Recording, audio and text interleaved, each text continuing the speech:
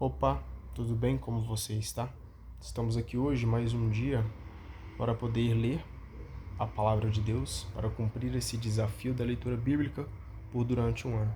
Só que antes aqui de dar início à nossa leitura, hoje nós estamos refletindo sobre o Sábado Santo, sábado onde o nosso Rei estava sepultado, o nosso Salvador, aquele que nos salvou, aquele que nos tirou do pecado, estava sepultado. Isso tudo por nossa culpa. Então hoje é um dia onde, naquela época, a terra estremeceu, ficou um silêncio absurdo, um silêncio ensurdecedor, porque o rei estava sepultado. Então, na leitura do dia de hoje, que nós vamos ler aqui, eu queria trazer esse respeito pelo dia de hoje, pelaquilo que nós estamos refletindo, e eu vou expressar muito menos algum comentário ou outro aqui sobre as passagens que nós vamos ler. E eu queria convidar você, me coloco também nessa situação de deixar ser tocado verdadeiramente pela palavra do Senhor. Hoje não vou falar nada. A única coisa que nós vamos fazer aqui hoje é refletir na palavra de Deus, tá bom? Hoje nós vamos ler Daniel, capítulo 4 até o capítulo 6. Então, já vamos dar início à nossa leitura. Capítulo 4 do livro de Daniel. Eu, Nabucodonosor, vivia tranquilo em minha casa, feliz em meu palácio. Então tive um sonho que me assustou. As imaginações que me vieram enquanto eu estava na cama e as visões que me passaram pela mente me perturbaram. Por isso, publiquei um decreto em que mandava trazer à minha presença todos os sábios da Babilônia, para que me dessem a interpretação do meu sonho. Vieram os magos, astrólogos, agoureiros e adivinhos. Eu lhes contei o meu sonho, mas eles não foram capazes de dar a interpretação. Então veio Daniel, chamado Baltassar, em honra do meu Deus. Ele tinha o espírito dos deuses santos. Contei-lhe, então, o meu sonho. Baltassar, chefe dos magos, eu sei que você possui o espírito dos deuses santos e que nenhum segredo é difícil para você. Escute a visão que tive num sonho, e depois dê-me a interpretação dele. Na cama, estava eu observando as imagens que me vinham à cabeça. Quando vi, havia uma árvore gigantesca, bem no centro da terra. A árvore cresceu e ficou forte, e a sua copa chegou até o céu. Podia ser vista até o extremo da terra. Sua folhagem era bonita e tinha frutos com fartura. Nela havia alimento para todos. À sua sombra se abrigavam as feras da terra, e em seus galhos se aninhavam as aves do céu. Dela se alimentava todo ser vivo. Eu estava na cama, observando as imagens que se formavam em minha cabeça, quando apareceu um guardião sagrado descendo do céu. Com voz forte, ele gritou: derrubem a árvore, cortem os galhos, arranquem as folhas e joguem fora seus frutos. Feras, fujam da sua sombra. Pássaros, fujam dos seus galhos. Mas deixe no chão o toco com as raízes com correntes de ferro e bronze, no meio da grama do campo. Que ele seja banhado pelo sereno do céu e que a erva do campo seja sua parte com as feras do campo. Perderá o instinto de homem e adquirirá instinto de fera, e ficará desse jeito 7 anos. Esta é a sentença dos guardiães. É o que anunciam os santos, para que todo ser vivente reconheça que o Altíssimo domina sobre os reinos dos homens. Ele concede o reino a quem ele quiser e coloca no trono o mais humilde. Esse foi o sonho que tive eu, o rei Nabucodonosor. Agora você, Baltassar, vai dar-me a interpretação desse sonho. Nenhum sábio do meu reino foi capaz de me dar essa explicação, mas você pode, porque tem o espírito dos deuses santos. Daniel, que tinha também o nome de Baltassar, ficou assustado e perturbado em seus pensamentos. O rei lhe disse: Baltassar, não deixe que esse sonho ou seu significado assustem você. Baltassar respondeu: Meu senhor, que o sonho valha para os seus inimigos, que o seu significado seja para os seus adversários. Vossa Majestade viu uma árvore muito grande e forte. Sua copa atingia o céu e podia ser vista do mundo inteiro. Sua folhagem era bonita e tinha frutos abundantes para alimentar o mundo todo. À sombra dela viviam as feras do campo e nos seus galhos se aninhavam as aves do céu. Pois bem, essa árvore é Vossa Majestade, tão grandioso e magnífico. O domínio de Vossa Majestade alcança até o céu e o seu império chega até os confins do mundo. Vossa Majestade viu também um guardião sagrado descendo do céu e dizendo: Derrubem e destruam a árvore, mas deixem no chão o toco com as raízes numa corrente de ferro e bronze, no meio da grama do campo, que ele seja banhado pelo sereno do céu e que a erva do campo seja sua parte com as feras do campo. E ficará desse jeito 7 anos. Esta é a explicação, Majestade. E estes são os decretos do Altíssimo que atingem Vossa Majestade, meu Senhor. Vossa Majestade será tirado da companhia dos homens e irá morar com as feras do campo. Comerá capim com os bois e ficará molhado pelo sereno. E ficará assim por 7 anos, até aprender que o Altíssimo domina sobre os reinos dos homens e dar o poder a quem ele quer. Mandaram deixar o toco com as raízes, porque Vossa Majestade voltará a reinar quando reconhecer que Deus é soberano. Agora lhe dou um conselho. Pague seus pecados com obras de justiça e os seus crimes socorrendo os pobres.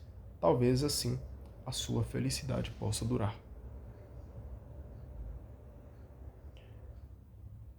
Tudo isso aconteceu ao rei Nabucodonosor. 12 meses depois, ele estava passeando no terraço do seu palácio, em Babilônia.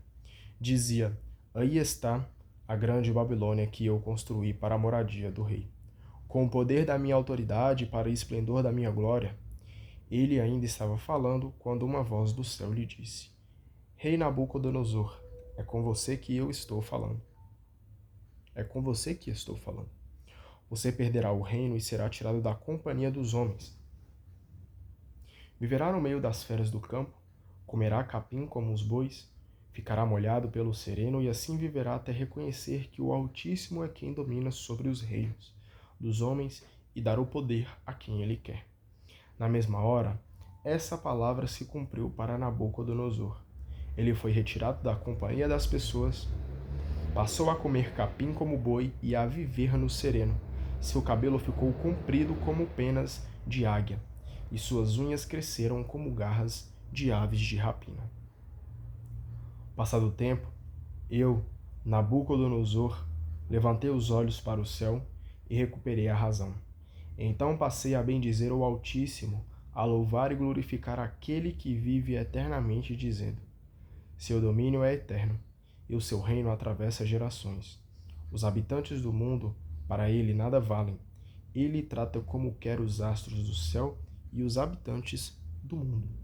Ninguém pode atentar contra ele ou pedir-lhes conta do que faz.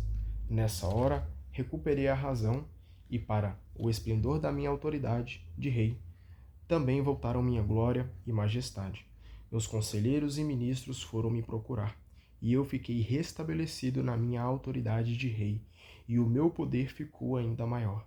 Agora eu, Nabucodonosor, louvo, exalto e glorifico o Rei do céu, porque suas obras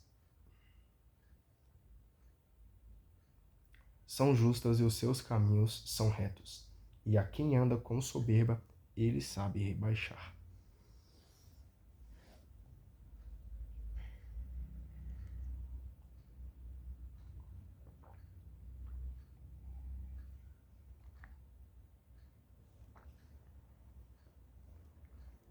Capítulo 5. O rei Baltazar fez um grande banquete para 1000 altos funcionários seus, e ele se pôs a beber vinho na presença desses 1000. Tocado pelo vinho, Baltazar mandou trazer os cálices de ouro e prata, que o seu pai Nabucodonosor havia tirado do templo de Jerusalém, para neles beberem o rei, os altos funcionários, suas mulheres e concubinas. Trouxeram os cálices de ouro tirados do templo de Jerusalém.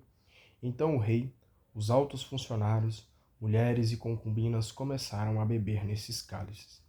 Bebiam vinho e louvavam seus deuses de ouro, prata, bronze, ferro, madeira e pedra. De repente surgiram dedos de mão humana riscando por detrás do candelabro, na cauda da parede do palácio do rei.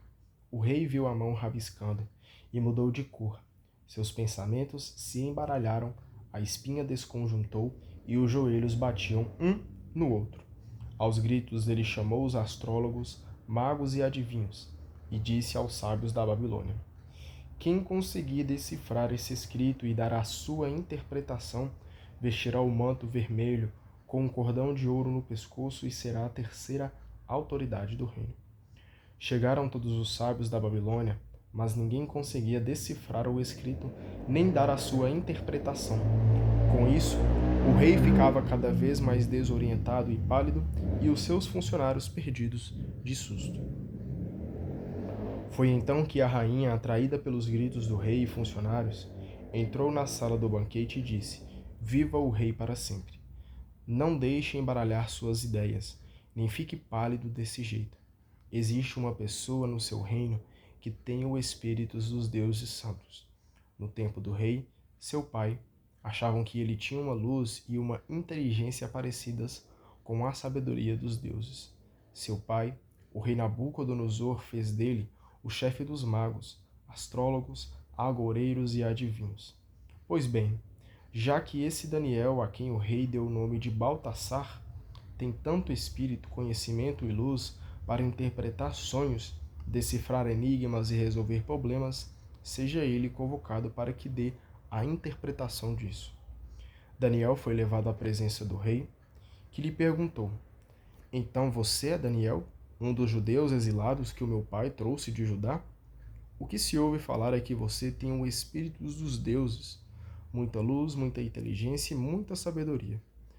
Compareceram à minha presença os sábios e astrólogos para decifrarem o escrito e dar a interpretação, mas eles não foram capazes de mostrar o significado de coisa nenhuma. Ouvi falar que você é capaz de interpretar e resolver problemas. Se for capaz de decifrar o escrito e explicar o seu significado, vestirá o manto vermelho, com um cordão de ouro no pescoço, e será a terceira autoridade no reino. Daniel respondeu ao rei: fique com os seus presentes e dê para outros os seus prêmios. No entanto, eu vou decifrar o escrito e explicar o seu significado. O Deus Altíssimo deu império e poder, glória e honra ao seu pai Nabucodonosor. Por causa da grandeza que Deus lhe deu, todos os povos, nações e línguas temiam e tremiam diante dele, pois ele possuía poder sobre a vida e a morte. Exaltava e humilhava conforme queria. Mas, quando ficou com ideias de grandeza e espírito soberbo, tornando-se orgulhoso, foi derrubado do seu trono real e perdeu a dignidade. Foi afastado da companhia dos seres humanos e, com instinto de fera, passou a morar com burros selvagens e a se alimentar de capim como os bois, enquanto o sereno banhava o seu corpo. Assim ficou até reconhecer que o Deus Altíssimo domina sobre os reinos dos homens e dá o trono a quem ele quer. Você, porém, Baltazar, filho dele, mesmo sabendo de tudo isso, não quis se humilhar. Você se revoltou contra o Senhor do céu e trouxe para cá os cálices do templo, para que você, seus funcionários, mulheres e concubinas bebessem vinho neles, louvando deuses de prata, ouro, bronze, ferro, madeira e pedra. Deuses que não enxergam, não escutam, não entendem. Você não glorificou o Deus em cujas mãos está a sua vida e todo o seu caminho. Por isso Deus mandou essa mão escrever isso. Eis o que está escrito: contando, pesado, dividido. A explicação é a seguinte: contado. Deus contou os dias do seu reinado e já marcou o limite. Pesado, Deus pesou você na balança e faltou peso. Dividido. O seu reino será dividido e entregue aos medos e persas. Baltazar mandou vestir Daniel com um manto vermelho e colocar-lhe o cordão de ouro no pescoço, proclamando-o terceira autoridade do reino. Nessa mesma noite, porém, Baltazar, rei dos caldeus, foi morto. Capítulo 6. E Dário, o Medo, lhe sucedeu no trono, com a idade de 62 anos.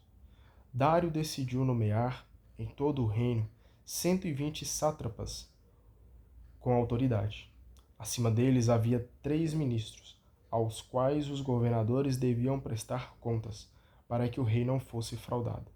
Um dos 3 era Daniel. Contudo, Daniel estava tão acima dos outros ministros e governantes por causa do seu talento extraordinário que o rei decidiu dar-lhe autoridade sobre todo o império. Então os ministros e governadores procuraram uma oportunidade para pegar Daniel em algum deslizes nas coisas de interesse do império, mas nada conseguiram encontrar de errado, pois ele era muito honesto, e nada conseguiram achar de incorreto. Reconheceram então: não encontraremos coisa alguma em que pegar Daniel, a não ser em assunto da sua religião. Então os ministros e governadores foram correndo dizer ao rei: Viva o rei Dário para sempre! Todos os ministros, prefeitos, governadores, autoridades das províncias e conselheiros estão de acordo que Vossa Majestade determine e faça um decreto, segundo o qual toda pessoa que, no prazo de 30 dias, fizer alguma prece a outro Deus ou homem que não seja Vossa Majestade, tal pessoa seja jogada na cova dos leões. Majestade, sancione essa lei, assinando este documento, para que ela não possa mais ser alterada ou revogada, de acordo com a legislação dos medos e dos persas. E o rei Dário assinou o documento, sancionando a lei. Ao saber que o rei tinha assinado o documento, Daniel foi para casa. No andar de cima, havia uma janela que dava para o lado de Jerusalém. 3 vezes por dia ele se ajoelhava ali para rezar e louvar o seu Deus, e assim o fazia sempre. Aqueles homens correram até lá e pegaram Daniel rezando e fazendo preces ao seu Deus.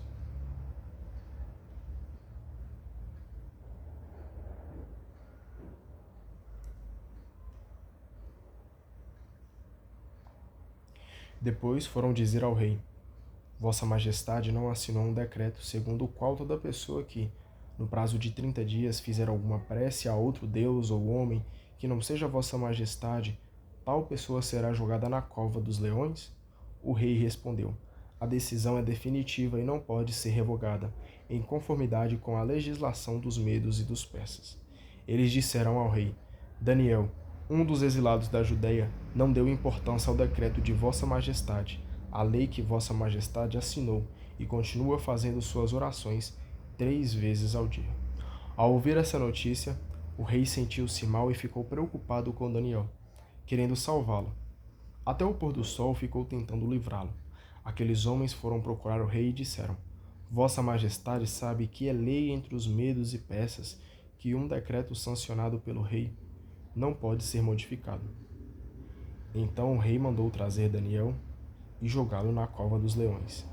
E o rei disse a Daniel: O seu Deus, a quem você adora, vai livrá-lo. Levaram uma pedra para tampar a entrada da cova. Em seguida, o rei lacou a pedra com a sua marca e a marca dos seus secretários, para que ninguém pudesse alterar nada em favor de Daniel. O rei voltou para o seu palácio e ficou em jejum aquela noite. Não lhe levaram as mulheres e ele perdeu o sono. No dia seguinte, ele se levantou bem cedo e foi depressa à cova dos leões. Ao chegar à cova onde estava Daniel, o rei aflito gritou: Daniel, servo do Deus vivo, o seu Deus, a quem você sempre adora, foi capaz de livrá-los dos leões? Daniel disse ao rei: Viva o rei para sempre. O meu Deus mandou o seu anjo para fechar a boca dos leões, e eles não me incomodaram, pois fui considerado inocente diante dele, como também nada fiz de errado contra Vossa Majestade. O rei ficou contentíssimo e mandou que tirassem Daniel da cova. Quando o tiraram, não encontraram nele nenhum arranhão, pois ele confiou no seu Deus. Então o rei mandou trazer aqueles homens que tinham caluniado Daniel e mandou jogá-los na cova dos leões, junto com os filhos e mulheres deles. Antes que chegassem ao fundo, os leões já os tinham agarrado e despedaçado. Então o rei Dário escreveu a todos os povos, nações e línguas da terra: paz e prosperidade. Estou promulgando o seguinte decreto: por toda parte onde chega o poder da minha autoridade de rei, todos estão obrigados a temer e respeitar o Deus de Daniel, pois ele é o Deus vivo, que permanece para sempre. Seu reino nunca será destruído e o seu domínio não conhecerá fim. Ele salva e liberta, faz sinais e prodígios no céu e na terra. Ele salvou Daniel das garras dos leões. Daniel teve muito sucesso, tanto no reinado de Dário quanto no de Círio, rei dos persas. Assim, nós finalizamos com a leitura do dia de hoje. Até amanhã.